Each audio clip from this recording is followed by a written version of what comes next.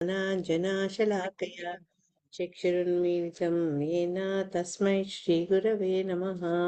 मूकं करोति वाचालं पङ्गुं लङ्घयते गिरिं यत्कृपातमहं वन्दे श्रीगुरुं दीनतारिणं परमानन्दमाधवं श्रीचैतन्य ईश्वरम्। ॐ नमो भगवते वासुदेवाय। ॐ नमो भगवते वासुदेवाय। ॐ नमो भगवते वासुदेवाय। नारायणं नमस्कृत्य नरं चैव नरोत्तमं देवीं सरस्वतीं व्यासं ततो जयमुदीरयेत्। नस्तप्रायेषु भद्रेषु नित्यं भागवत सेवया भगवती उत्तमश्लोके भक्तिर्भवति नैष्टिकी।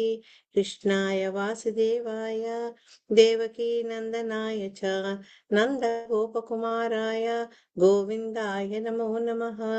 नमः पङ्कजनाभाय नमः पङ्कजमालिने नमः पङ्कजनेत्राय नमस्ते पङ्कजाङ्गे। वाञ्छाकल्पतरुभ्यश्च कृपासिन्धुभ्य एव च पतितानां पावनेभ्यो वैष्णवेभ्यो नमो नमः। అనంతకోటి వైష్ణవ బృందకి జై. హరే కృష్ణ డివోటీస్ అందరికీ స్వాగతం. గొప్ప గీతం ఈరోజు సెషన్కి మనం 4వ స్కందంలో 24వ అధ్యాయంలో రుద్రగీతాన్ని చదువుతున్నాం. నేను ఎక్కువ వెనుకకు వెళ్ళను. జస్ట్ నిన్న చదువుకున్న దాంట్లో కాలం అంటే భగవంతుని యొక్క రూపమైన కాలం ఎంత బలవత్తరమైందో అది ఇక్కడ శివుడి ద్వారా మనకు మళ్ళొకసారి గుర్తు చేయడం అవుతుంది అనమాట. ఆ కాలం ఏం చెప్పారంటే ప్రచండ వేగంతో ఉండి అన్నిటినీ కూడా అది రూపుమాపగలదు. కాల ప్రభావం వల్లనే ఒక జీవి ఇంకో జీవిని ఆహారంగా తీసుకుంటుంది. ఈ రెండు చెప్పారనమాట. చెప్పి చక్కటి ఉదాహరణ ఇచ్చారు. ఎవరైతే నాకు మృత్యువే లేదు, బ్రహ్మ యొక్క వరాల వల్ల నేను మృత్యుని తప్పించుకోగల ధీమా ఉంటుందే అటువంటి హిరణ్యకశిపుడు ఎవరైతే తన సంతానాన్ని తన శత్రువుని ప్రే చేస్తున్నాడు, ఆయన్ని పొగుడుతున్నాడు అన్న కోపంతో అతన్ని చంపాలని ప్రయత్నం చేశాడే అటువంటి హిరణ్యకశిపుడిని భగవంతుడు మృత్యు రూపంగా నరసింహస్వామి అవతారంలో వచ్చి అతనికి ఏ రకంగా మృత్యు దండ విధించారు. దీన్ని బట్టి ఏంటంటే కాలం యొక్క శక్తి మనము ఊహించుకోవచ్చు అనమాట. అది నిన్న క్లాస్లో మనం చదువుకున్నాము. ఈ రోజు శ్లోకంలో 66 ఆల్రెడీ చదివారు మాతాజీ, మీనింగ్ కూడా చెప్పారు. నిన్న చదువుకున్నాము. దాంట్లో కూడా ఏంటంటే మనం ఎట్లాంటి ప్లాన్లు వేసుకుంటాము మన జీవితం సుఖంగా ఉండాలి అని, కానీ దాని యొక్క వృధా టైం గురించి, దాని యొక్క ఏమంటారు శక్తి గురించి, మనం వేసుకున్న ప్రణాళికల్ని రూపమాపగలిగే శక్తి ఎవరుకునే విషయాన్ని మళ్ళా ఈ 65, 66 రెండు కూడా కాలం గురించే మాట్లాడుతున్నారు అనమాట. అందుకని ఇక్కడ ఏం చెప్పారంటే, హే ప్రభు, ఈ భౌతిక జగత్తునందరి జీవులందరూ ఏదో ఒక దాని కొరకు ప్రణాళికలు, ఏదో ఒకటి. జీవులందరూ ఎందుకంటున్నారు చూడండి, ఎలకలు ఉంటాయి, ఓ పల్లి గింజ దొరికితే తీసుకుపోయి కోతి తీసి దాచుకుంటుంది. చీమలు అవి ఎప్పుడు నిరంతరం కృషి చేస్తూనే ఉంటుంది, ఆహారాన్ని మోసుకువెళ్తుంటది. అంటే ప్రతి జీవి, చీమ నుంచి మొదలు పెడితే మనుషుల దాకా మనందరం కూడా ఏదో ఒక ప్లాన్లు వేసుకుంటూ ఆ ప్లాన్లను జరుపుకునేందుకు మనము ప్రయత్నాలు చేస్తూ చేస్తూ కార్యాల మందు మనకు కోరిక ఎక్కువ ఉంటుంది, రతులై ఉంటుంది, ఆ ఇష్టం ఎక్కువ ఉంటుంది అన్నమాట, ఏదో ఒక పని చేయాలని. ఇక్కడ అనుపశక్యం కాని లోపమే దీనికి కారణం ఏంటంటే అన్కంట్రోల్డ్ లోభం అన్నమాట. ఆ లోభం కారణంగానే మనం ప్రణాళికలు వేసుకోవడం, ఆ ప్రణాళికలను అమలు జరిపేందుకు ఎప్పుడు తీవ్రంగా శ్రమ పడ్డు జరుగుతుంది అనమాట. ఇది ఈ భౌతిక ప్రపంచంలో ఎవడైతే బద్ధజీవి ఉన్నాడో, ముక్త జీవులకు ఇటువంటి భౌతిక భోగవాంఛ ఉండదు. బద్ధ జీవులకు ఏంటంటే ఎప్పుడు ఈ భౌతిక భోగవాంఛ ఉంటుంది. అదే ఈ లక్షణం, భౌతిక ప్రపంచంలో ఉండే లక్షణం అది. కానీ వీటన్నిటికీ అతీతుడైన స్వామి ఏం చేస్తాడంటే అలర్ట్గా, అప్రమత్తంగా ఉంటాడనమాట.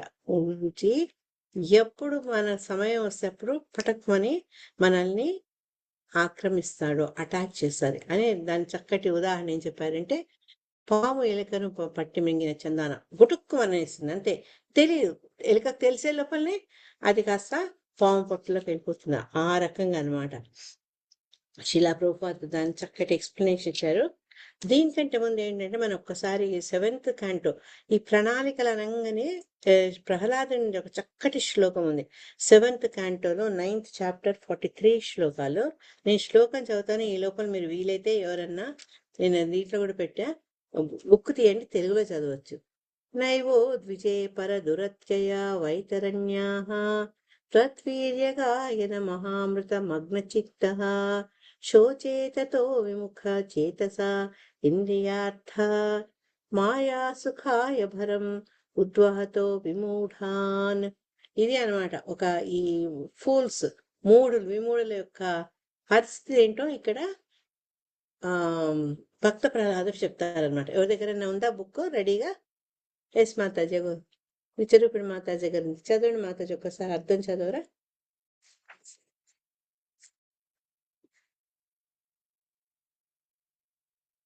హరే కృష్ణ. సరే స్టార్ట్ చేసే లోపల నేను మన శిలా ప్రభుపాదుల భాషలో ఏమనంటే, ప్రతి ఒక్కడికి లోభమే, అంటే ఈ లోభంతోనే అసలు ఈ భౌతిక జగత్తు నడుస్తుంది అనమాట. అందుకని ఏంటంటే ఈ ప్రపంచంలో ఉన్నందుకు వాళ్ళు తమ భోగాలు అనుభవించేందుకు ఆయన అనేక రకాల ప్రణాళికలు రూపొందిస్తాడు. ప్లానింగ్, మన కోసం ప్లానింగ్, మన ఫ్యామిలీ కోసం ప్లానింగ్, మన చుట్టాల కోసం ప్లానింగ్.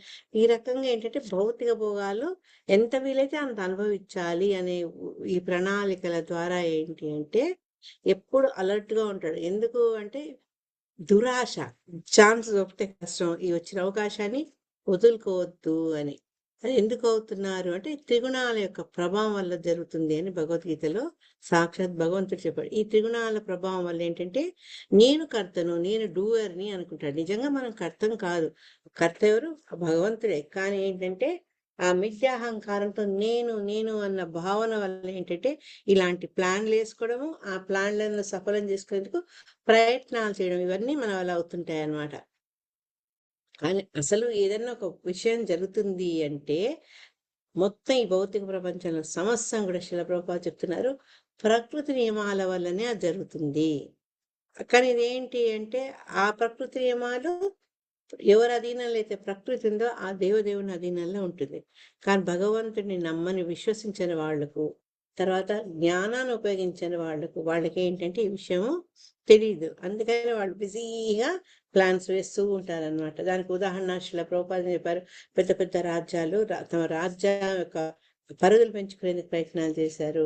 తర్వాత ఏంటంటే ఎన్నోసార్లు ఇట్లా కొన్ని ప్రయత్నాలు చేసి వాళ్ళు ఓడిపోవడం, అవన్నీ కూడా చరిత్ర సాక్ష్యం వాటికి.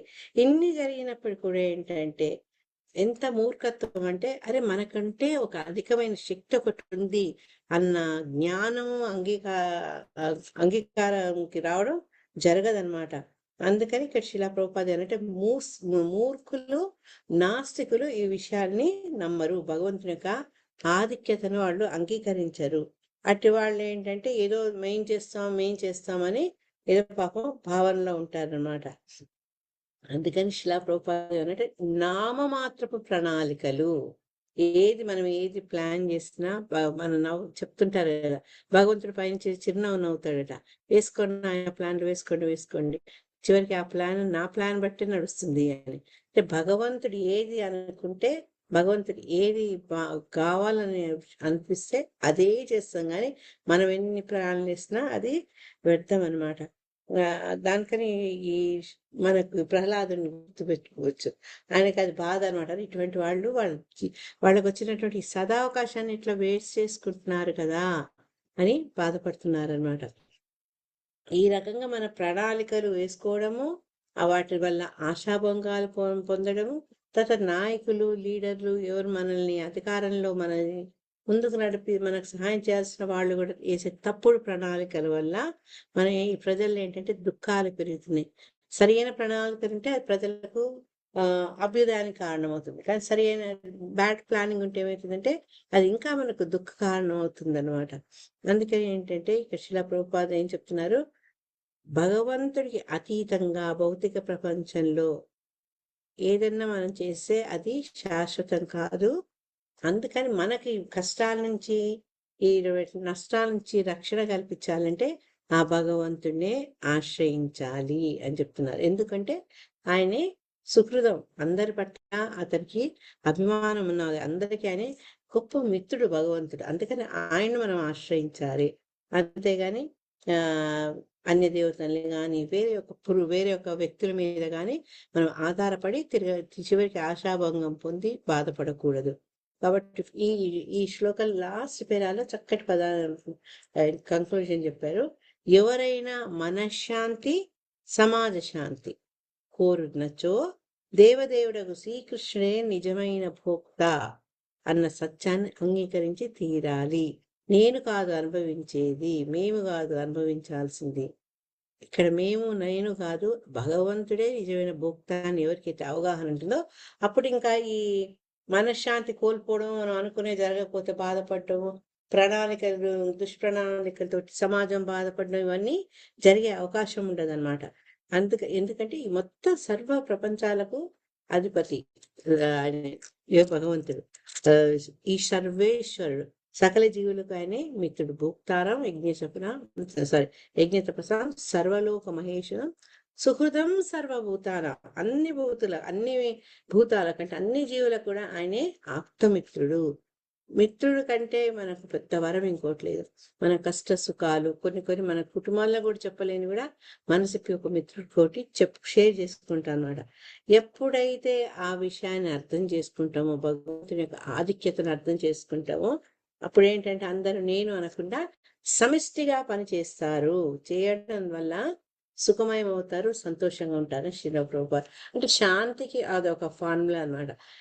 నేను కాదు, ఈ ప్రణాళికలు అవన్నీ నేను నా సొంత ప్రయోజనాల కోసం కాదు, వీటన్నిటిని నెరవేర్చే శక్తి కేవలం భగవంతుడికే ఉంది. ఆయన పాదాలను ఆశ్రయించి తద్వారా మనం శాంతి పొందుదాము అన్న దృక్పథం మనలో కలగాలి.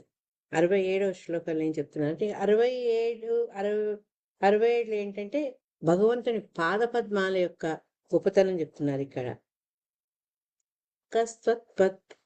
కస్త్వత్పదాబ్జం విజహాతి పండితో యస్తేవ మానవ్యయమానకేతనః విశంకయాస్మద్గురురర్చతి స్మయత్ వినోపపత్తిం మనవశ్చతుర్దశః. హరే కృష్ణ. యశోదం ఇంకెవరున్నా? ఇంద్రమాత చదవండి. హరే కృష్ణ. శమంతకమణి చదువుతారా? హరే కృష్ణ మాత, నేను చదవనా? చదవండి వస్తుంది మాత, ఎవరైనా అక్కడికి. తత్పదాంబజం విజహాతి పండితో యస్తేవ వ్యయమానకేతనః విశంకయాస్మ మద్గురురచ్చతి స్మయద్ వినోపపత్తిం మనవస్స చతుర్దశం. హరే కృష్ణ. హరే కృష్ణ. తాత్పర్యం స్క్రోల్ చేయరా మాతాజీ? హరే కృష్ణ. చేసింది మాతాజీ, కనిపిస్తుందా? దేవదేవ, నిన్ను అర్చించనదే జీవితం వృధాయగునని పండితుడైన వాడు ఎరిగి ఉండును. ఇది తెలిసిన పిమ్మట అతడెట్లు నీ పాద పద్మార్చనను త్యజించును. మా జనకుడు మరియు గురువైన బ్రహ్మదేవుడు కూడా నిస్సంకోచంగా నిన్ను అర్చించెను. 14 మనువులు ఆయనను అనుసరించి ఉండిరి. హరే కృష్ణ. హరే కృష్ణ. ఇక్కడ పండితులు అనే పదాన్ని గురించి శిలా ప్రభుపాదుల వారు చక్కగా డిస్కస్, ఎవరు పండితుడు అనేది. ఆ పండితుడు అన్నవాడు ఏంటంటే భగవంతుడిని ఆరాధించకపోతే ఈ జీవితం వ్యర్థం. ఏ జీవితం మన భగవంతుడి ద్వారా ఇవ్వబడిందో అవకాశం, అది మనం దుర్వినియోగం చేసుకున్నట్టే. కాబట్టి అటువంటి వాడు ఎప్పుడు కూడా భగవంతుని యొక్క పాద అర్చనని తన జీవిత పరమావధిగా పెట్టుకుంటాడు అనమాట. ఇక్కడ అంటే ఆపోజిట్ కడుతున్నారు, నీ పాద పద్మార్చను ఎట్లా త్యజిస్తాడు అని. అంటే ఎప్పుడు అతను త్యజించడు, ఎప్పుడు భగవంతుని యొక్క పాద పద్మార్చనను చేస్తుంటాడు, ఎందుకంటే పండితుడు కాబట్టి. అటువంటి వాళ్ళలో ఎవరున్నారు? బ్రహ్మదేవుడు కూడా. ఆ బ్రహ్మదేవుడు శివుడికి జనకుడు, తర్వాత గురువుగా కూడా భావించి ఆయన చెప్తున్నారట. వీళ్ళే కాదు, బ్రహ్మదేవుడే కాదు, మనువులు వాళ్ళు కూడా భక్తి యొక్క ఆనందాన్ని పొందుతున్నారు, ఎప్పుడు నీ భగవంతుని యొక్క పాద పద్మాల్ని అర్చిస్తున్నారు అని చెప్పారనమాట. ఇక్కడ ఫస్ట్ శిలా ప్రభుపాద పండిత అనగానే మనకు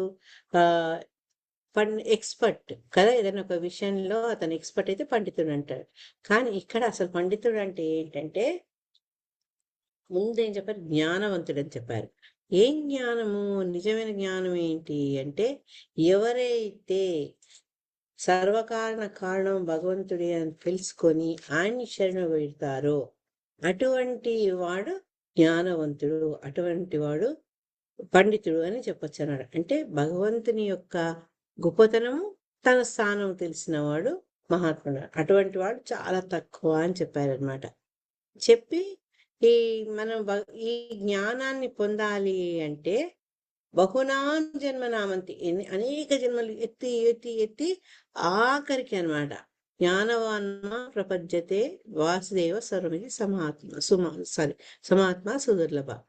అటువంటి అనేక రకాలు మనం జనన మరణాల వలయం నుంచి చివరి ప్రయత్నంగా అప్పుడు మనకేంటంటే భగవంతుడిని ఆశ్రయించాలి.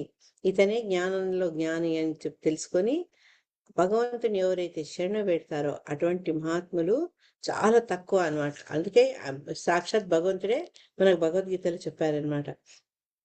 అటువంటి వాళ్ళు ఏంటంటే వాళ్ళకి తెలుసు కాబట్టి భగవంతుడే అన్నిటికీ సర్వస్వం అని ఆయన ఎప్పుడు వాళ్ళు పూజిస్తూ ఉంటారనమాట.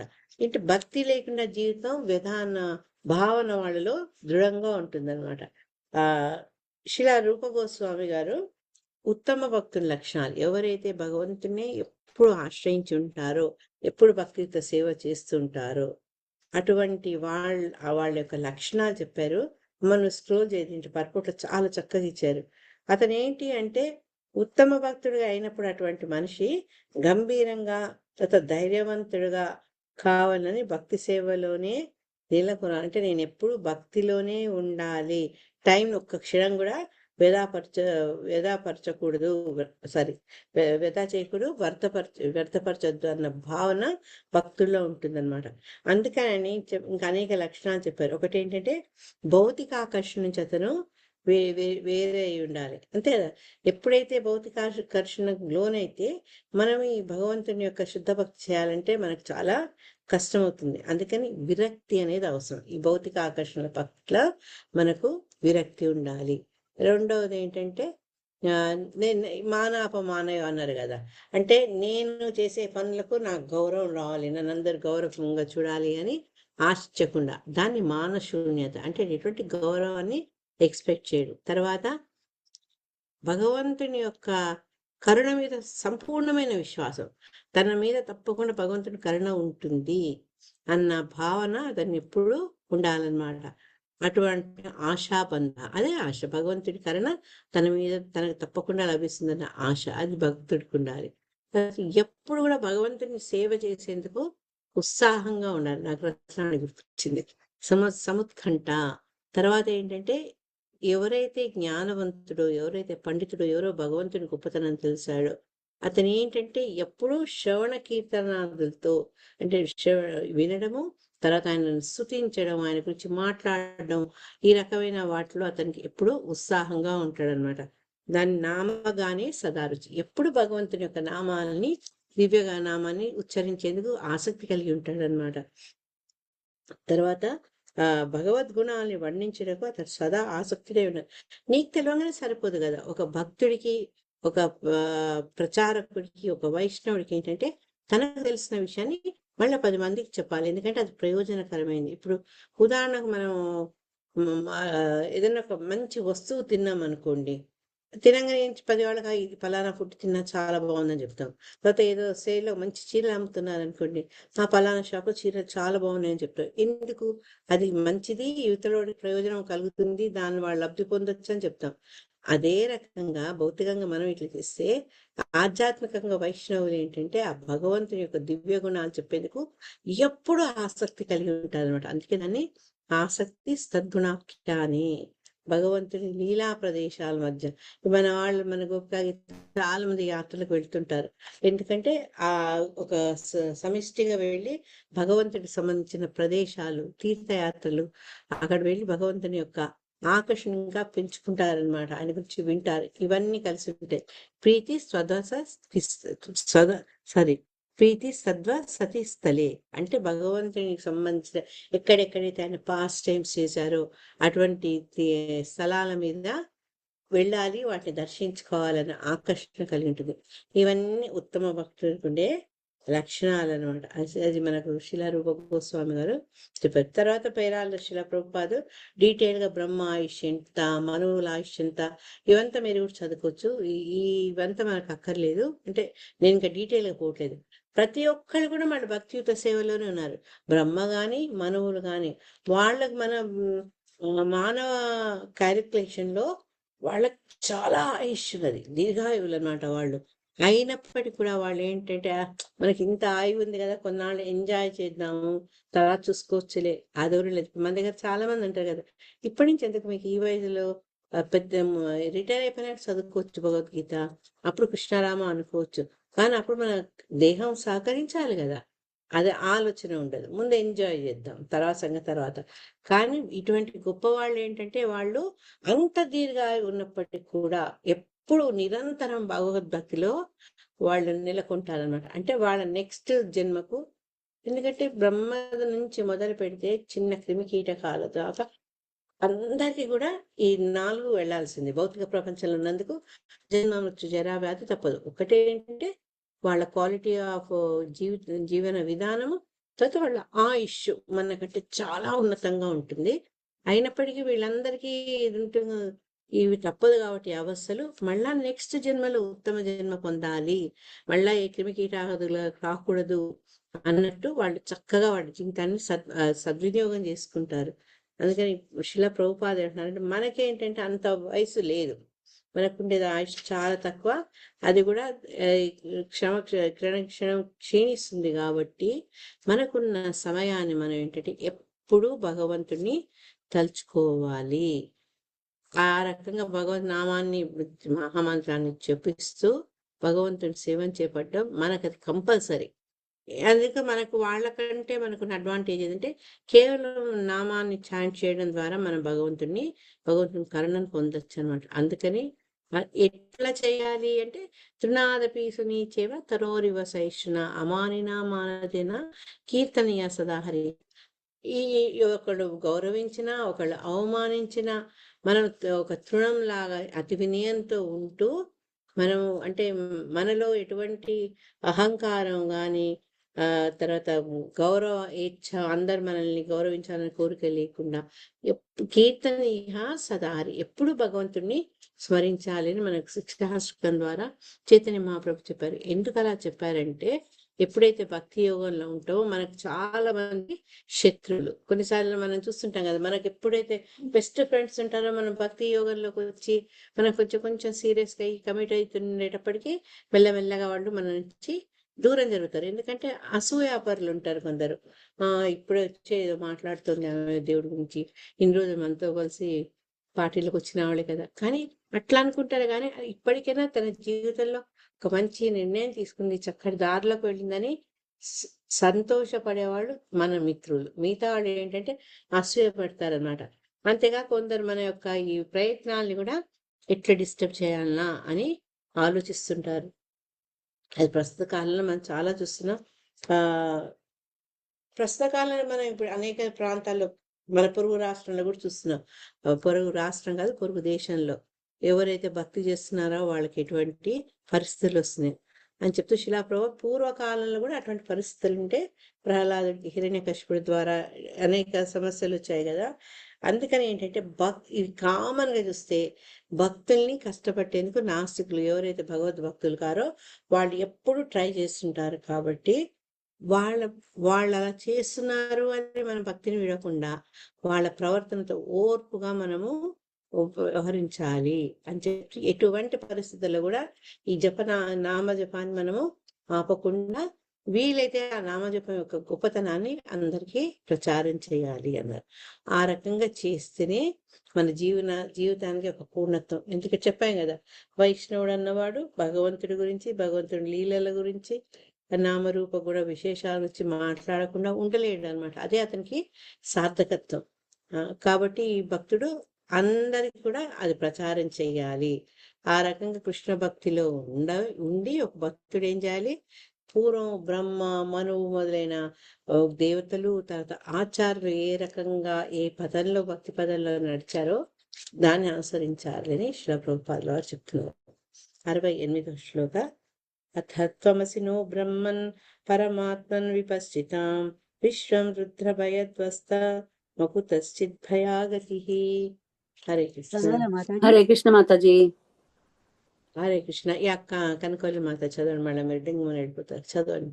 సరోజ మాతాజీ నెక్స్ట్ శ్లోక చదవండి మీరు. మీరు ఇవాళ వీడియో ఆన్ చేయలేదు ఎందుకండి?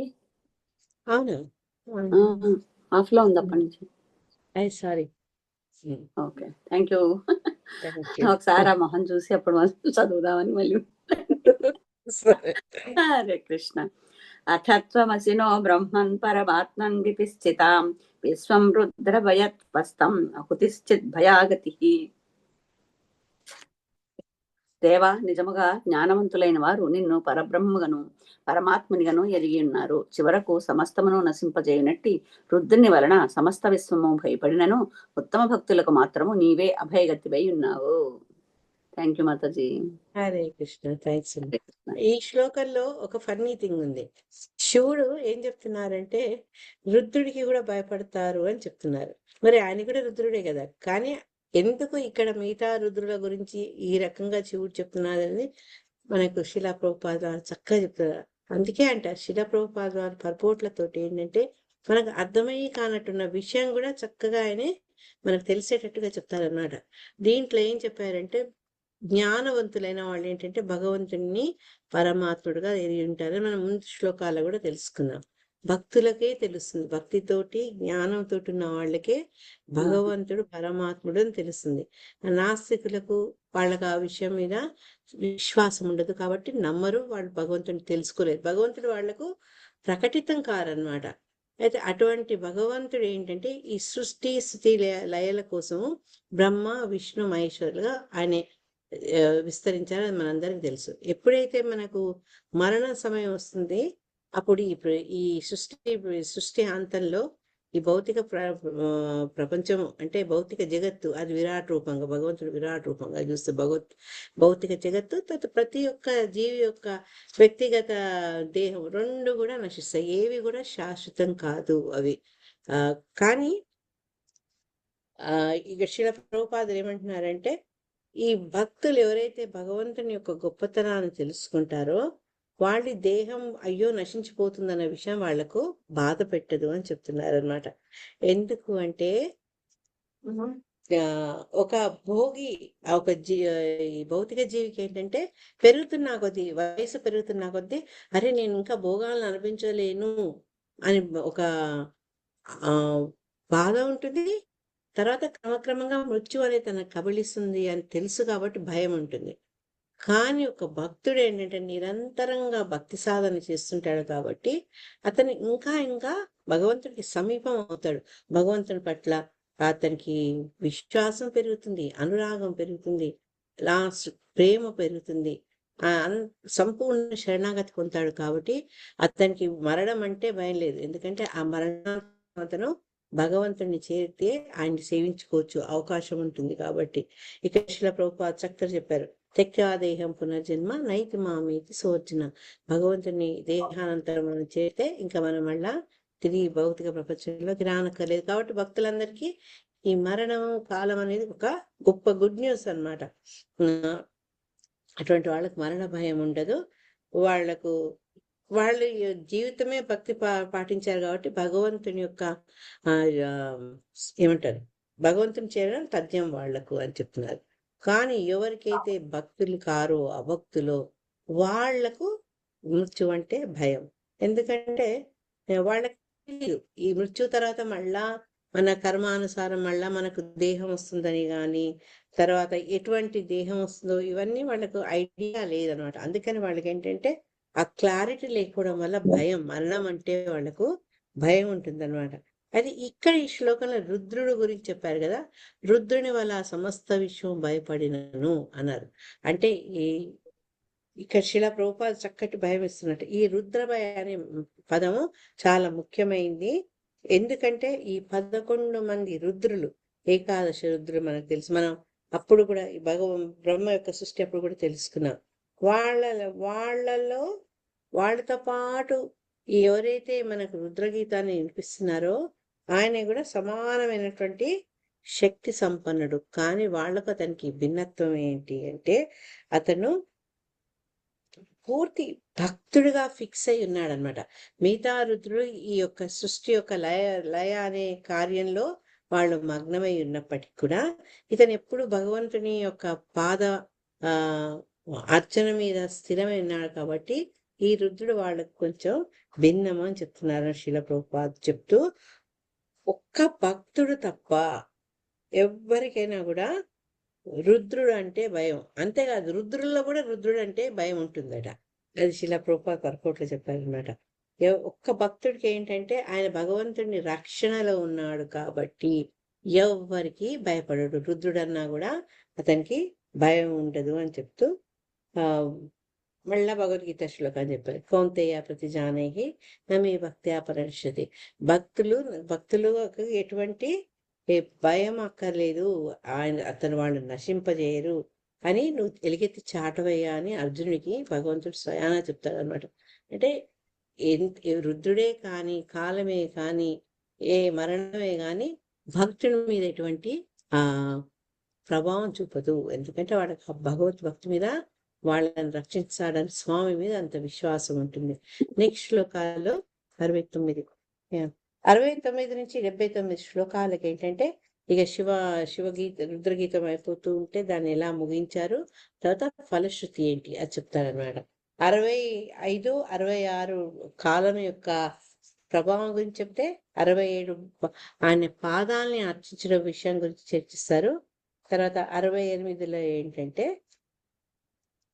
ఎవరైతే మూర్ఖులో ఎవరైతే అంధకారంలో ఉన్నారో వాళ్లకు నువ్వు మృత్యు రూపంలో వచ్చే కాలాన్ని, కానీ ఎవరైతే భక్తులు ఉన్నారో వాళ్లకు నీవు మృత్యు నీలాగొస్తుంది. ఎప్పుడు శిలా ప్రభుపాద చెప్తారు కదా, వాళ్ళకేమో భగవంతుడు మృత్యులాగా వస్తే మనకి ఇక్కడ మృత్యు భగవంతుడు లాగా వస్తుంది అనమాట భక్తులకు. అది ఆది వ్యత్యాసం చెప్తూ మళ్ళీ 69 నుంచి 79కి ఇంకా ఫలశ్రుతి కంక్లూషన్ అంటే ముగింపు, తుది వాక్యాలంటే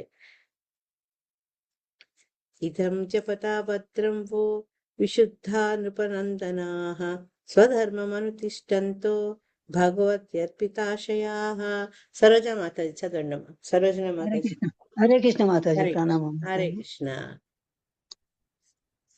ఇదం జపతా భద్రం ఓ విశుద్ధ నృపనందన స్వధర్మమనుతిష్టంతో భగవత్యర్పితాశయః.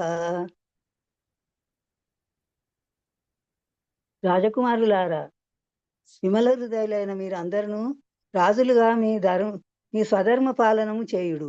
భగవత్ చరణారవిందములపై మనస్సును సంలగ్నము చేసి ఈ స్తోత్రమును జపించుడు. దానిచే దేవదేవుడు మీ ఎడ మిగుల ప్రసన్నుడు కాగలడు. అది మీకు సమస్త శుభములు కలుగజేయగలదు. హరే కృష్ణ మాతాజీ. హరే కృష్ణ. ఇంకా భగవంతుడి గురించి కాలం యొక్క గొప్పతనం ఇవన్నీ చెప్పి ఇప్పుడు ఆయన ఏం చెప్తున్నారంటే చివరికి విమల హృదయులు అన్నారు. అంటే వాళ్ళు చాలా శుద్ధమైనటువంటి మనస్తత్వం కలవాళ్ళు. మీరంతా కూడా ఎప్పుడైతే ఈ రీతిగా భగవంతునిపై తపస్సు చేసి సిద్ధి అయినాక మీరు రాజ్య పరిపాలన చేసినప్పుడు మీ ఏమంటారు స్వధర్మ పాలన చేయండి అని చెప్తున్నారు. స్వధర్మ పాలన అంటే వాళ్ళు ఆ తపన చేస్తూ ఇంకా వాళ్ళ ఒక క్షత్రియులు కదా, వాళ్ళ ధర్మ పాలన చేయకుండా ఉంటారేమో అనుకొని ఆయన ఏం చెప్తున్నారంటే మీరంతా కూడా రాజులుగా మీ డ్యూటీస్ మీరు నెరవేర్చండి. అంటే ఇక్కడ మనకు గౌరంగ దర్శన ప్రభు చెప్తారు, వీళ్ళు ఈ ప్రచేతాస్ ఎటువంటి వాళ్ళు అంటే కర్మమిష్ట భక్తి. అంటే వాళ్ళు రాజుగా వాళ్ళ కర్మాన్ని వాళ్ళు ఆచరిస్తూ తర్వాత భగవత్ భక్తి కూడా వాళ్ళు చేస్తారు. కాబట్టి కర్మ మిశ్ర భక్తి, కొన్ని జ్ఞానం మిశ్ర భక్తి ఉంటుంది. ఇది కర్మ మిశ్ర భక్తి అనమాట.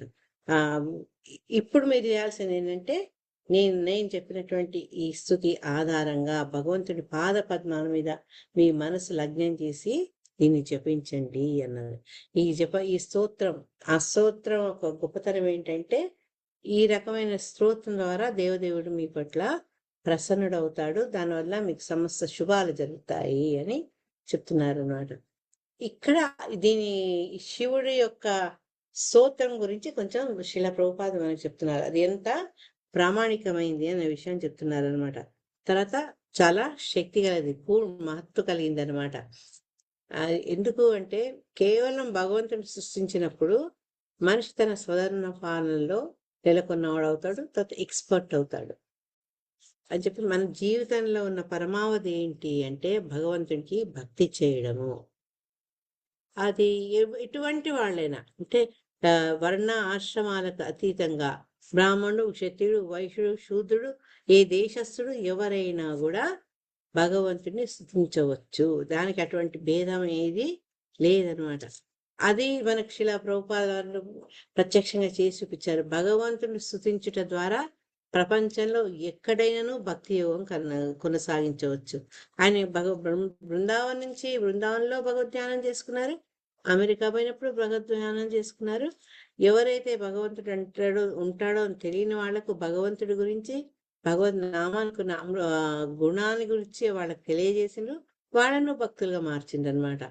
ఈ రకంగా అంటే ఎక్కడ ఉన్నా ఎవరైనా కూడా భగవంతుని స్తుతిస్తూ భక్తి యోగంలో మనము నెలకొనొచ్చు అన్నమాట అని చెప్తూ ఇక్కడ ఈ స్తోత్రం మనకు రుద్రుడు చెప్పేది రుద్రగీతం ద్వారా మనకు చెప్పారు కదా. అందుకని శిలా ప్రభుపాద ఏం చెప్తున్నారంటే ఇప్పుడు మనం చేస్తున్న మహామంత్ర జప కూడా అది కూడా ఒక స్తోత్రమే అని చెప్తున్నారు అనమాట. ఎందుకు అంటే స్తోత్రం అంటే ఏంటంటే భగవంతుని మనము వివిధ రకాలుగా సంబోధించాం. చూసాం కదా, ఫస్ట్ ఆయన రూపాన్ని గురించి చెప్పాము, ఆయన పాద పద్మాల గురించి చెప్పాము, నీలమేఘ శ్యాముడు అన్నాము, ఎన్నో చెప్పుకున్నాం. ఆయన యొక్క విశేష గుణాలన్నీ కూడా ఈ స్తోత్రం ద్వారా జపించుకున్న తర్వాత నువ్వే ఆది విష్ణువు అన్నావు, నువ్వే కాలం అన్నావు. ఈ రకంగా అన్ని అనుకున్నట్టే ఈ మనం చేసే ఈ జపం కూడా ఏంటి అంటే భగవంతుణ్ణి సంబోధిస్తుంటుంది, సర్వశుభాల్ని కలిగిస్తుంది అన్నారు. ఎందుకు అంటే మనకు క్లుప్తంగా చెప్తారు కదా ఆచార్యులు, హరే కృష్ణ కృష్ణ కృష్ణ హరే హరే, హరే రామ రామ రామ హరే హరే. అంటే భగవంతుని ఇంటర్నల్ పొటెన్స్ అయిన రాధారాణి దాన్ని హరే హరే అని ద్వారా చెప్పుకుంటూ, అటువంటి హరే ద్వారా మనము కృష్ణుడు ఎవరైతే సర్వాంగ ఆకర్షణీయుడో, తర్వాత ఎవరైతే అందరికీ ఆనందాన్ని కలిగిస్తాడో అటువంటి స్వామి సేవలో మమ్మల్ని నియోగం చెయ్యి అని రాధారాణి ప్రేరిస్తున్నాను అనమాట. అదే రకంగా ఇది కూడా ఓ కృష్ణ రామ హరే మీ సేవలో నన్ను నిలపండి అని మనం పలుకుతున్నాం అనమాట. అది కూడా స్తోత్రమే. అందుకని ఇక్కడ రుద్రగీతానికి తర్వాత మహామంత్రానికి మధ్య నుండి సంబంధాన్ని శిలా ప్రభుపాదుల వారు చెప్తున్నారు అనమాట. ఎటువంటి నీచ స్థితిలో ఉన్నప్పటికీ, ఏ పరిస్థితిలో ఉన్నప్పటికీ భక్తియుత సేవను అతను నిర్వహించగలడు. ఏ ప్రదేశంలో ఉన్నా నువ్వు భగవంతుడి నామాన్ని తలుచుకునేందుకు, భగవంతుడి నామాన్ని ఉచ్చరించేందుకు మనకు ఎటువంటి ఇబ్బంది కలగదు కదా. లైన్లో నిల్చుంటాము. కొన్నిసార్లు మేము అదేది కుంభమేళా పోయి వస్తుంటే ఆ ట్రైన్ల పరిస్థితి ఎట్లా ఉందంటే, అసలు ఫస్ట్ క్లాస్లో బిజినెస్ క్లాస్లో నీళ్ళ మీద కూర్చున్నారు. వాడు ఏ వ్యాపారం, ఏ బిజినెస్ మ్యాను, ఏ ఆఫీసరు ఏమీ లేదు, అందరూ అట్లా కూర్చొని ప్రాణాలు చేతిలో పెట్టుకొని ఒక్కొక్క స్టేషన్ వస్తుంటే కొందరు దిగుతుంటే గాలి పీల్చుకుని మళ్ళా కొందరు వచ్చి ఇంత అవస్థలో ఉండి కూడా ఏంటంటే భగవన్ నామాన్ని చేసుకుంటున్న వాళ్ళు ఉన్నారు. తర్వాత కుంభమేళా పోయి అక్కడ కుంభ స్నానం చేసి దాని యొక్క ఆనందాన్ని అనుభవిస్తున్న మనస్తత్వంలో ఉన్నవాళ్ళు కొందరు. ఈ రకంగా ఏంటంటే ఎక్కడ ఎటువంటి పరిస్థితుల్లో ఉన్నప్పటికీ కూడా భగవన్ నామాన్ని మనము అదేంటి ఉచ్చరించడము, ధ్యానం చేసుకోవడం అనేది భక్తుడు చేయగలుగుతాడు అనమాట.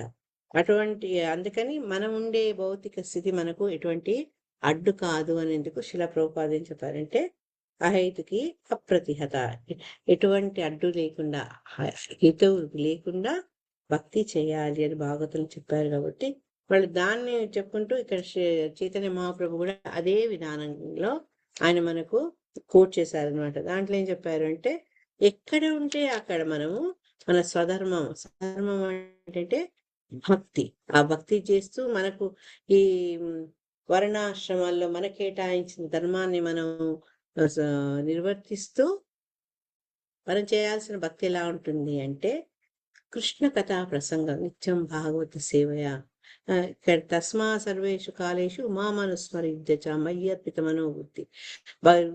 అర్జునుడికి ఏం చెప్పారు? నువ్వు నన్ను తలుచుకుంటూ నువ్వు యుద్ధం చేయని. అదే రకంగా ఏ ధర్మం ఎక్కడున్నప్పటికీ కూడా మన స్వధర్మాన్ని మనం నెరవేర్చుకుంటూ కృష్ణ కథా ప్రసంగాన్ని వినాలి. ఈ కృష్ణ కథ వినడం అనేది మనకు మన ఉద్యమానికి చాలా ఇంపార్టెంట్. ఎందుకంటే దీని మీదనే మన వ్యవస్థ ఆధారపడిందని చెప్పారు. ప్రతి ఒక్కళ్ళు కూడా కృష్ణ కథను వినే అవకాశం పడిచి భగవద్ధామం చేరినట్టుగా చేసేందుకని వీడి కృష్ణ మందిరాలు ఏర్పరుస్తున్నాము. శిలా ప్రభుపాద చెప్పారు. అది మనకు తెలుసు. ఉదయం పూట భాగవతము, సాయంత్రం పూట భగవద్గీత చెప్పడము. అది ముందు ఏంటి అనేది కూడా తెలియని వాళ్ళకు కూడా వాటి గురించి విషయాలు తెరవడం, భగవత్ విషయాలు చెప్పడము.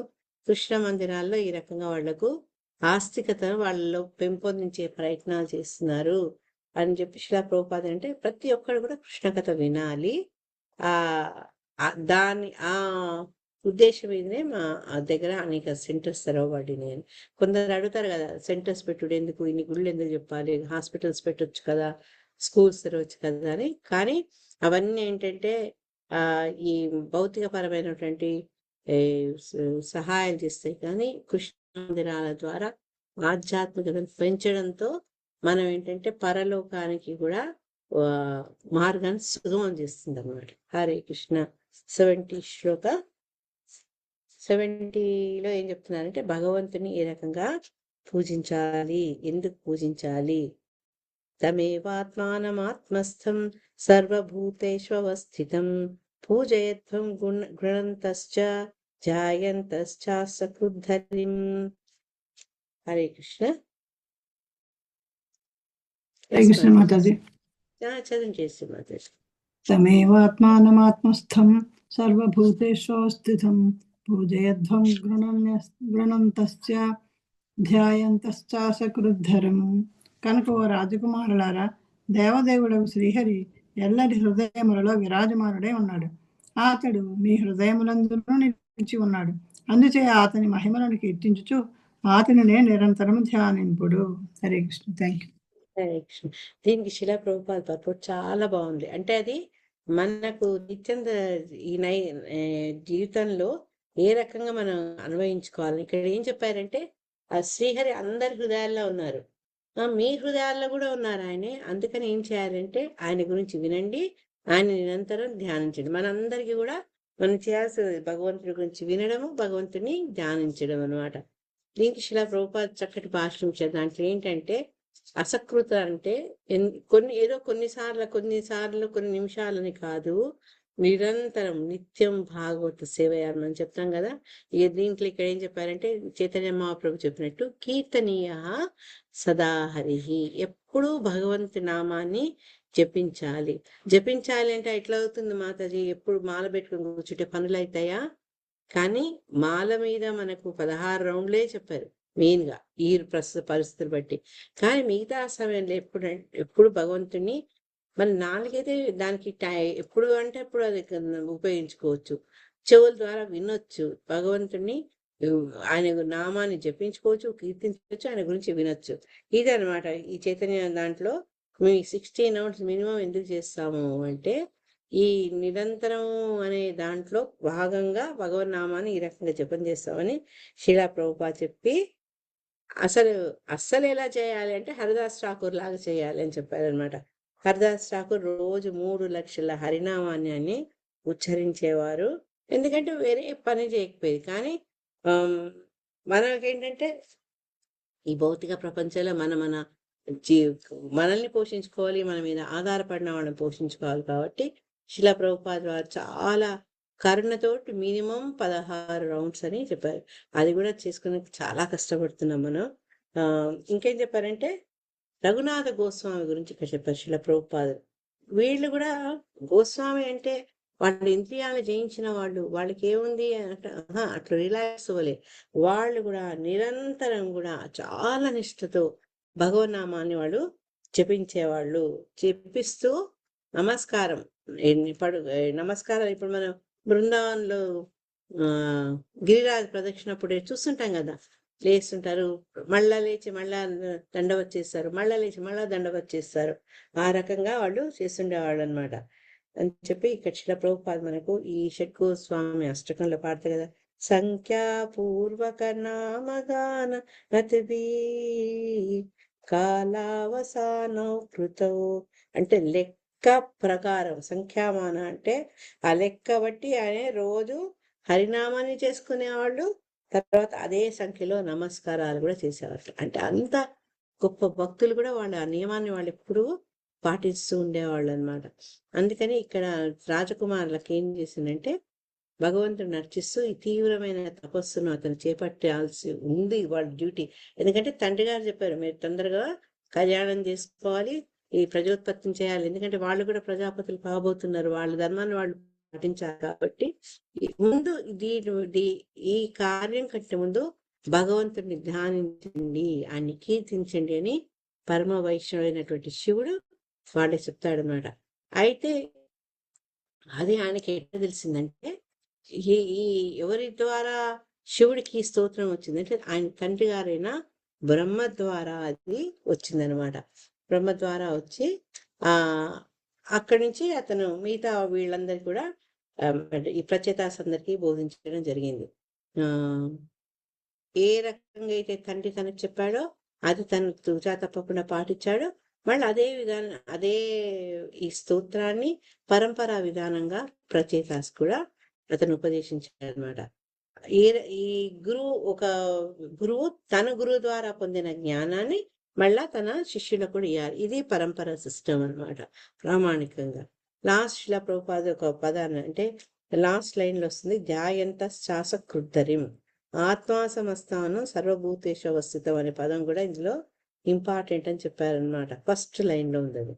అది ఈ సెకండ్ లైన్ లోదేమో అపకృత్ అంటే నిరంతరం, అది మనకి ఇంపార్టెంట్. అంటే పలానా టైంలోనే చేస్తాం, మిగతా టైంలో మేము మామూలు మా భౌతిక కార్యకలాపాలు చేస్తామనడం అది సబబు కాదు. మనము జాయంత కృద్ధరిం అంటే ధ్యానించు, నిరంతరము ధ్యానించు, అది గుర్తుంచుకోవాలి. ఇక్కడ ఏంటంటే దేవదేవుడే అన్ని జీవులకు కూడా ఆయన మూలమై ఉన్నాడు కాబట్టి, మనందరం ఆయన యొక్క అంశలం కాబట్టి మనకు ఆయనే తండ్రి. పితాహమస్య జగతో మాత ధాత పితామహ సర్వం ఆయనే అనమాట. అందుకని ఏంటంటే మనం ఆయన్ని సులభంగా మన మనసులో ఉండడం వల్ల ఎక్కడికి వెళ్ళినా ఎటువంటి పరిస్థితులు ఉన్నప్పుడు కూడా భగవంతుడి నామాన్ని మనం జపించవచ్చు. అది భగవంతుడిని ఆరాధించే విధానం చాలా సులభం ఒకటి, ఇంకోటి పరిపూర్ణం కూడా అన్నమాట. అందుకని ఈ మహామంత్రానికి ఉన్న గొప్పతనం చెప్పుకుంటూ ఈ శ్రవణ కీర్తనలతో అతను ఎప్పుడు ఆటోమేటిక్ గా భగవంతుడిని ధ్యానించుకోవచ్చు. ఒక భగవంతుడి గురించి విన్నాం మొన్న, శివుడు భగవంతుడిని వర్ణించాడు. మనం ఒక్కసారి ఆ వర్ణన తలుచుకొని కళ్ళు మూసుకోండి, సాక్షాత్ ఆ భగవంతుని మనం చూడొచ్చు. ఆ ఘనశ్యాముడు, తర్వాత ఆయన ఉంగరాల జుట్టు గాని, ఆయన దాల్చినటువంటి నెమలి పింఛమే గాని, ఆ పాదాలకున్న నూపురులా గాని, ఏదైనా సరే అభారణం, ఆ మకర కుండాలు మనం చిత్రీకరించుకోవచ్చు. ఈ రకంగా ఏంటంటే ఈ శ్రవణం ద్వారా ఆయన గురించి చదవడము, మాట్లాడడము, కీర్తించడం ద్వారా మనం ఆటోమేటిక్ గా భగవంతుని ధ్యానంలోకి వెళ్ళిపోయే అవకాశం ఉంది అని శిలా ప్రభుపాద చెప్తున్నారు. 71వ శ్లోకంలో యోగాదేశముపాసాద్య ధారయంతో మునివ్రతాః సమాహిత ధియః సర్వ ఏతదప్యసదాధృతాః సతాధృతాః. హరే కృష్ణ. ప్రణామం. గీతా మాత చదవండి. నాగరాణి మాతాజీ ఉన్నారా మీరు? కొంత ఎవరు అనిపించింది. హరే కృష్ణ. గీతా హరే మాతాజీ కృష్ణ. ఉన్నాను. ప్రణామం. ఓకే, నెక్స్ట్ శ్లోక చదవండి మీరు. హరే కృష్ణ. ఈ ప్రణాం శ్లోకమే మాతాజీ, చదివి ప్రణాం గీతా మాతాజీ, చదవండి ప్రణాం. చదవండి మరి ప్రణామం. యోగాదేశముపాసాద్య ధారయంతో మునివ్రతః సమాహిత వ్రతాః మునివ్రతాః ధారయంతో మునివ్రతాః సమాహిత ధియః సర్వ ఏతదభ్యసతాధృతాః. రాజకుమారులారా, పవిత్ర నామజపమనడి యోగ విధానమును స్తోత్ర రూపమున నేను మీకు వివరించితిని. మునివ్రతులగుట కొరకై మీరు ఈ విశేషమగు స్తోత్రమును మనసులో నిలుపుకొనుడు. ఆ విధముగా మునివ్రతులై గొప్ప అవధానంతోనూ ఆదరణతోనూ ఈ విధానమును అనుసరింపుడు. హరే కృష్ణ. థ్యాంక్ యూ మాతాజీ. హరే కృష్ణ.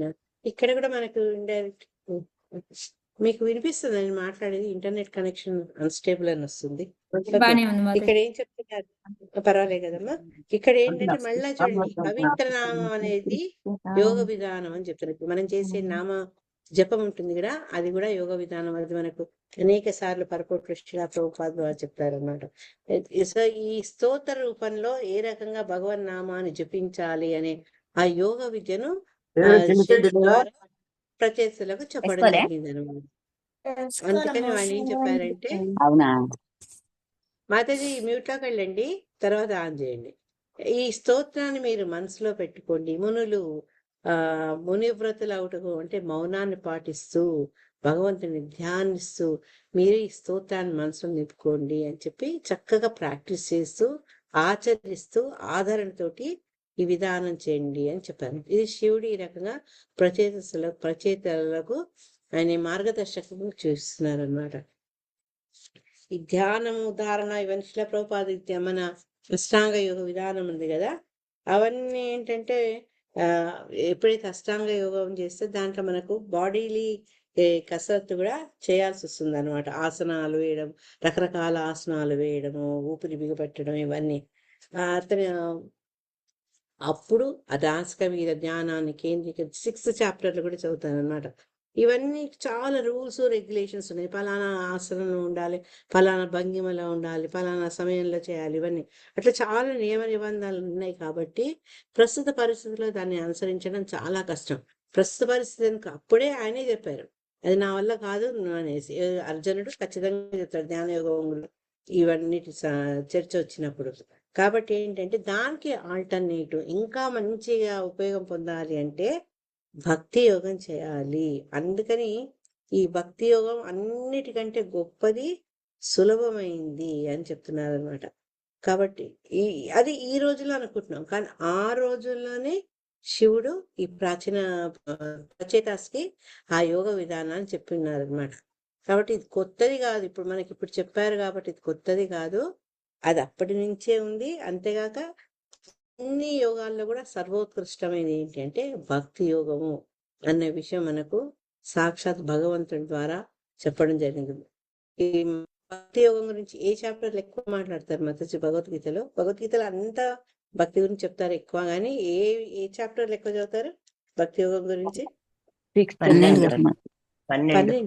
12 12 మెయిన్ గా మాట్లాడతారు భక్తి గురించి. ఎవరిని ఏ రకంగా భక్తి చేయాలి అనేది కూడా అందరు చెప్తారు అనమాట.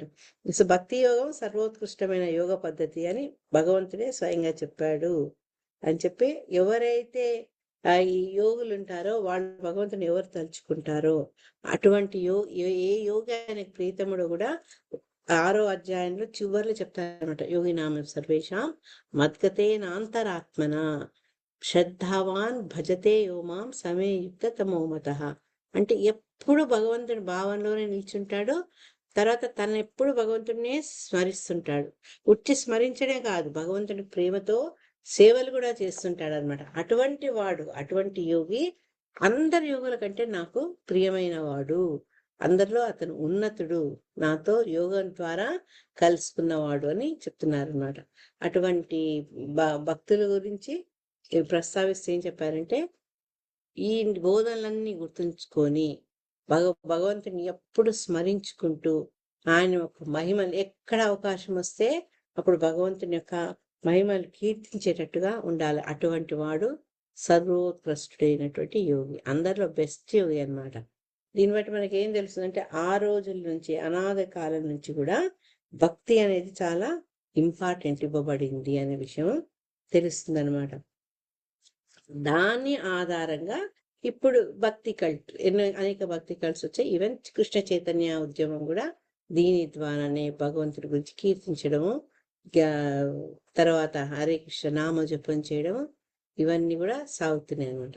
అయితే దీంట్లో ఈ మునివ్రత అనే పదం ఇంపార్టెంట్ అని చెప్పారు. ఎందుకంట అంటే ఆధ్యాత్మిక జీవితంలో ముందుకు వెళ్ళాలంటే మౌన వ్రతాన్ని పాటించాలి. కానీ మరి ఆ చెప్పిన దానికి మనం చేయవలసిన దానికి పూర్తి భిన్నత్వం ఉంది కదా. మరి మనం మౌన వ్రతం కూర్చోలేము, మనం భక్తి ప్రచారం చేస్తాం కదా మనం. అట్లాంటి దాంట్లో శిలా ప్రభుపాద క్లారిఫికేషన్ ఏమి ఇచ్చారంటే, మౌనం అంటే మాట్లాడకూడడం అనే కాదు. కృష్ణ కథ గురించి మాట్లాడితే కూడా అది మౌనం కిందికి. అంటే వ్యర్థమైన మాటలు మాట్లాడకుండా భగవంతుని గురించి మాట్లాడడం కూడా మౌనమే అని చెప్తున్నారు అనమాట. అది భక్తాంబరీషుడు కూడా అదే పని చేశారని ఆయన ఉదాహరణ ఇచ్చారనమాట.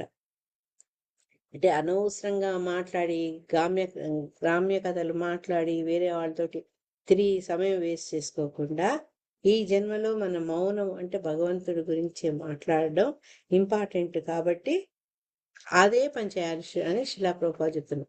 కృష్ణుడి గురించి మాట్లాడము, జపం చేయడము, ఈ రకంగా మనం ఎప్పుడు కూడా కృష్ణ భక్తి భావనలో మనల్ని మనం ఇన్వాల్వ్ చేసి ఉంచుకోవాలి అని చెప్తున్నారు అనమాట. అయితే ఎప్పుడైతే జీవి ఉపదేశాన్ని గురు ద్వారా పొందితే దాన్ని స్వీకరించి చాలా చక్కగా విధులు నిషేధాలు పాటిస్తూ దాన్ని అనుసరిస్తే అతనికి చాలా సులభంగా కూడా ఈ భక్తి యోగం గోచరిస్తుంది. లేకపోతే ఏంటంటే, అమ్మో ఇవన్నీ చేయాలన్నా, 16 రౌండ్లు చేయాలన్నా, ఉల్లిగడ్డ వెళ్ళిపోయి తినకూడదా, ఇవన్నీ మనకు తెలియక అనమాట. ఈ భగవత్ భక్తి చాలా సులభం ఎప్పుడంటే మనం ఆచార్యుని ద్వారా మంత్రాన్ని తీసుకొని దాన్ని పాటిస్తూ చేయకూడనివి చేయకుండా చేయాల్సినవి చేస్తూ ఉంటే అప్పుడు మనకు చాలా సులభం. కానీ తెలియని వాళ్ళకి ఏంటంటే అది చాలా కష్టం. ఏతదప్య సదాధృత అనే పదం సమూహం ఏంటి అంటే, ఇవన్నీ చేసేవాడికి అది చాలా సులభంగా కనిపిస్తుంది, సులభంగా గోచరిస్తుంది. శిలా ప్రభుపాద చెప్పారు. ఇవన్నీ ఏంటంటే గురువు ద్వారా మనం తెలుసుకోవాలి. ఈ 72వ శ్లోకంలో 71 ఏంటంటే మనం ఏ పద్ధతి ద్వారా చేసి మనం భగవంతునికి మన యొక్క గౌరవాన్ని, ప్రేమను ప్రకటించుకోవాలి. 72వ శ్లోకంలో ఏం చెప్తున్నారంటే, ఈ 72, 73 2 జంట శ్లోకాలు అయితే ఈరోజు చేద్దాం, లేకపోతే దీని చరిత్ర అంటే ఇంతకుముందు చెప్పుకున్నాం కదా, ఫస్ట్ ఒక ఇంట్రడక్టరీ లాగా శివుడికి అది బ్రహ్మ ద్వారా ఇవ్వబడింది అని, దాని గురించి ఇక్కడ మాట్లాడుతున్నారు ఈ 72వ శ్లోకంలో. ఇదమాహాపురాస్మాకం భగవాన్ విశ్వసృక్పతి భృగ్వాదీనాం ఆత్మజానాం శిశృక్షు సంశిశృక్షతాం. హరే కృష్ణ. ఎస్ మాతాజీ, నిత్యరూపిణి మాతాజీ చదువు. హరే కృష్ణ. ప్రణామం. హరే కృష్ణ. ఇదమాహాపురాస్మాకం భగవాన్ విశ్వసృక్పతి భృగ్వాదీనాం ఆత్మజానాం శిశృక్షు సంశిశృక్షతాం. అనువాద భాష్యము. శ్రీల ప్రభుపాదికి జై. ప్రజాపతులందరకు ప్రభువైన బ్రహ్మదేవుడు ఈ స్తోత్రమును తొలుత మాకు తెలిపినాడు. భృగువు మొదలగు ప్రజాపతులు సృష్టి కార్యమున నెలకొనగోరిరి కనుక వారికి ఈ స్తోత్రమును ఉపదేశించబడినది. హరే కృష్ణ. థ్యాంక్ యూ మాతాజీ. థ్యాంక్స్ అమ్మా. హరే కృష్ణ. సో ఇది హిస్టరీ అన్నమాట. ఈ రుద్రగీతానికి హిస్టరీ ఇప్పుడు మనకు శివుడు దాన్ని మనకు చెప్తున్నారు అన్నమాట. విష్ణు బ్రహ్మ సృజించాడు. తర్వాత ఆయన ఏం చేశారంటే, బ్రహ్మ ద్వారా మిగతా సృష్టి జరిగింది. బ్రహ్మ ఏం చేశాడు, శివుడు తర్వాత ఋషుల్ని వాళ్ళందరినీ ఆయన సృష్టించారు. ఈ ఋషులందరి పని మనం అప్పుడు కూడా చదువుకున్నాం, థర్డ్ క్యాంటోలో కూడా. వీళ్ళందరి పని ఏంటంటే ప్రజా ఉత్పత్తి చేయాలి. ఎందుకంటే సృష్టి ఆరంభం నుంచి నడుస్తుంది కదా, అందుకని అది ఫస్ట్ ఎవ్వరు లేరు కాబట్టి ఆ సృష్టి కార్యాన్ని ముఖ్యంగా ఈ సెకండరీ క్రియేషన్ ని భగవంతుడు బ్రహ్మకం చార్చారు. బ్రహ్మ ఏంటంటే అనేక మందిని ఆయన సృష్టించారనమాట ఆ సృష్టి కార్యం కోసం. ఏదైతే రుద్రగీతం, శివగీతం, శివస్థుతి ప్రచేతాస్కి ఇవ్వబడిందో ఆ స్తోత్రాన్ని బ్రహ్మదేవుడు తను ఎవరైతే సృష్టించాడో తన పుత్రులకు, శిష్యులకు కూడా దాన్ని అందించారనమాట. అందించి దాన్ని వాళ్లకు అర్థం చేయించారు. అంటే భగవంతుని గొప్పతనాన్ని నాలుగు రకాలుగా చెప్పుకున్నారు కదా. ఫస్ట్ ఏంటంటే ఆయన యొక్క మహావిష్ణు అవతారము, తర్వాత అంతఃకరణ బహికరణ శుద్ధులు ఎలా జరుగుతున్నాయి అవన్నీ ఒక సెట్టు. రెండో సెట్ లో భగవంతుని యొక్క సుందరమైన రూపం, అసమానమైన సౌందర్యాన్ని, మూడో సెట్ లోపల భక్తి యొక్క విశేషతాన్ని, 4 ఈ సృష్టికి భగవంతుడు ఎలా మూలాధారం అనేది. ఈ విషయాలన్నీ కూడా మళ్ళా బ్రహ్మ తను సృజించినటువంటి వీళ్ళందరికీ శిష్యులకు కూడా ఆయన చెప్పారనమాట. చెప్పినాక ఈ ఈ భౌతిక సృష్టి అంటే భౌతిక కలాపమే అని చెప్పి, కానీ ఈ భౌతిక కలాపాలకు కూడా మళ్ళా మన భగవంతుడితో ఉన్న సంబంధం మనకు తెలిసి ఉండాలి అన్న విషయం ఎప్పుడు గుర్తుంచుకున్నప్పుడు ఈ భౌతిక కలాపాలు కూడా ఆధ్యాత్మిక కలాపాలు అవుతాయి అన్నమాట. ఈ విషయాన్ని మనకి ఈ శివస్థుతి ద్వారా చెప్పడం జరుగుతుంది అన్నమాట.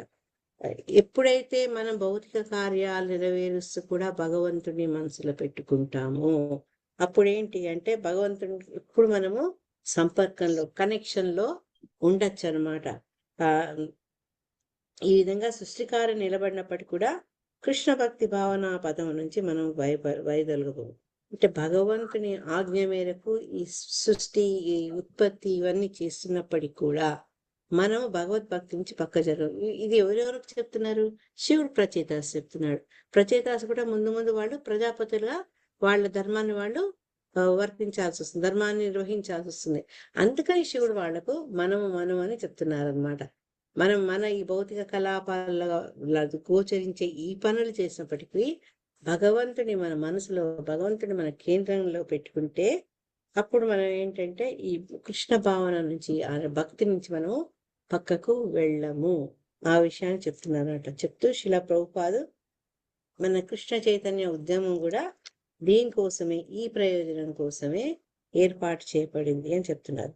ఎందుకంటే ప్రతి ఒక్కళ్ళు మనకు కేటాయించిన వర్ణాశ్రమ పద్ధతిలో మనం ఏదో ఒక పని చేయాల్సి ఉంటుంది. బ్రాహ్మణులు, క్షత్రియులు, వైశ్యులు, శూద్రులు వీళ్ళంతా వాళ్లకు గుణకర్మ విభాగం, మన యొక్క కర్మలు బట్టి, మన గుణాలు బట్టి మనకు నిర్దేశించిన పనులు మనం చేయాల్సి ఉంటుంది. కాబట్టి ఏది చేసినప్పటికీ భగవంతుని ధ్యానిస్తూ ఆయనతోటి ఎప్పుడు ఆల్వేస్ కనెక్టెడ్ అనమాట. అట్లా ఉండాలి, నిత్య సంపర్కంతో ఉండొచ్చు. అప్పుడు ఏంటంటే మనం ఏ కార్యం చేసినా దానికి విజయం వస్తుంది. అది కాక మనుషుడు బ్రాహ్మణుడుగా ఇంకేం చెప్పారంటే మన విద్యుక్త ధర్మాలు ఈ వర్ణాల్లో ఎవరెవరికి ఏ అయితే ధర్మాన్ని కేటాయించారో భగవంతుని తలుచుకోకుండా ఆ ధర్మాలన్నీ అతను పర్ఫెక్ట్ గా చేసినప్పటికీ కూడా అవి ఏంటంటే సమయాన్ని వ్యర్థం చేసినట్టే అని చెప్తుంది. మనల్ని శిలా ప్రభుపాద ఫస్ట్ క్యాంటోలో మనం నేర్చుకుని చెప్తున్నారనమాట. ధర్మస్వనుష్ఠా పుంసా విక్షక్సేన కథ శివు నోత్పాదయేత్ ఎదిరతిం శ్రమయేవహి కేవలం. భగవంతుని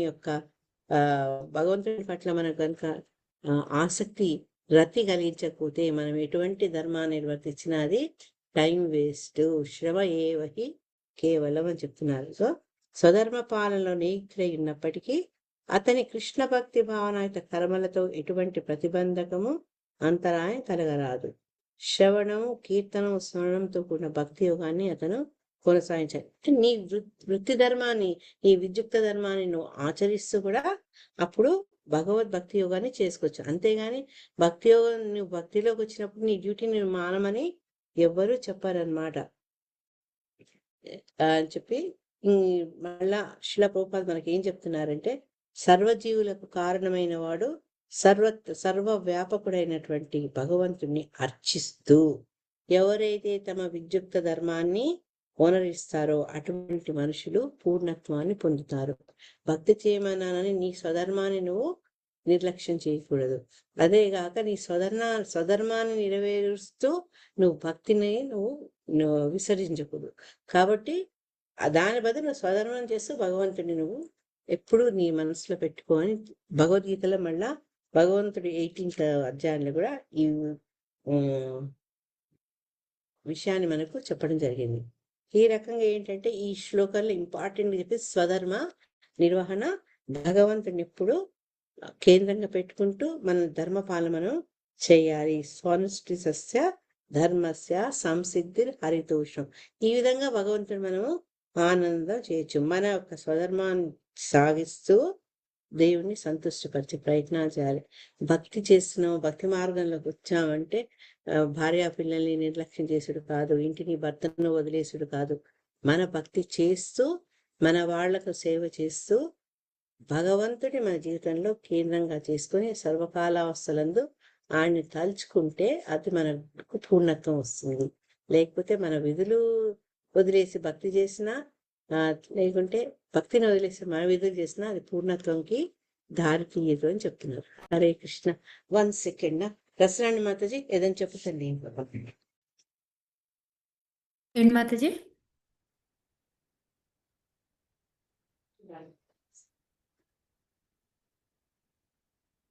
అయిపోయింది.